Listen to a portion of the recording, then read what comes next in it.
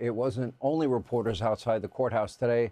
Plenty of radical Luigi supporters were there, and they were just about as unhinged as you may expect. Remember, he's getting all these, pictures of women that want to date him and marry him. Anyway, take a look. Here are some highlights.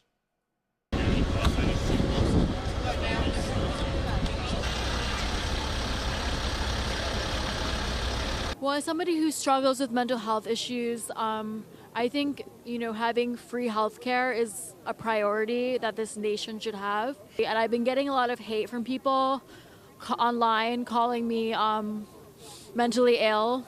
If this person's rights can be suspended in a time of climbing fascism, anyone's rights can be suspended. He completely dismantled the whole healthcare system by exposing a corrupt CEO. I absolutely believe that he's innocent. I completely believe that he's innocent, that he's a patsy that's being used in this moment where capitalism is under attack. They're using this person and they're victimizing him.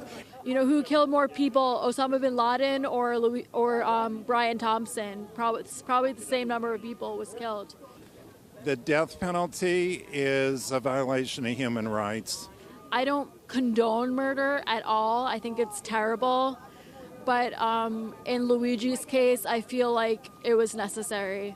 So while he died, and I don't condone the violence, there are other people who he caused the death of in denying them health care.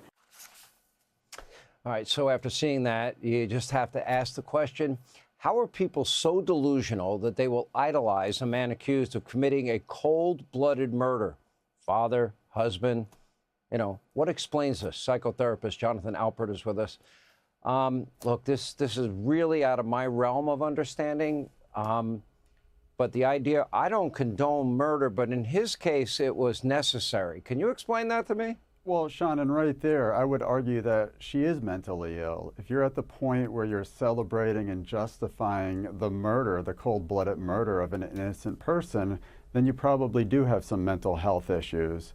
It is hard for me to explain, but that is my explanation. We've gotten to the point where we're celebrating murderers, we're elevating them to folk hero status, and partially my profession is to blame for this. We have therapists that create this victimhood mindset. We have therapists that validate everything. If you have a fight with your boss, of course it's his fault. If you have a disagreement with your spouse, of course he's wrong and you're right. So we have my profession, therapy culture, that's partially to blame for what we're seeing out there.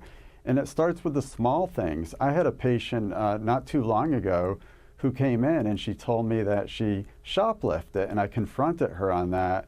And she said, well, the stores charge a lot anyhow. They underpay their employees. And I confronted her, and she didn't care. She justified her murder, and she wasn't confessing to me because I'm no priest. Yeah, all right. So we had 2 assassination attempts, would-be assassins against Donald Trump. He came within a millimeter of losing his life. Charlie Kirk, husband, father of 2 young children, 31 years old, was assassinated. We have one guardsman clinging for his life, another 20-year-old guardsman murdered in the last week. Then you have a Democratic Party that told America over and over again, the border is closed, the border is secure. President Trump honors the families that lost loved ones, Laken Riley's family, Jocelyn Nungary's family, and Democrats would not stand and honor families that lost their loved ones. To me, they've lost their heart, their soul, their conscience collectively. Because when Josh Shapiro's house was firebombed, firebombed, and he and his family were in there, yeah, he's a Democrat. And I was like, this can't happen in our country. I don't care about his politics. I care about his family. Agree with you. I have patients who absolutely hate Trump. In fact, I wrote a piece in the Wall Street Journal that talked about this phenomenon that we're seeing.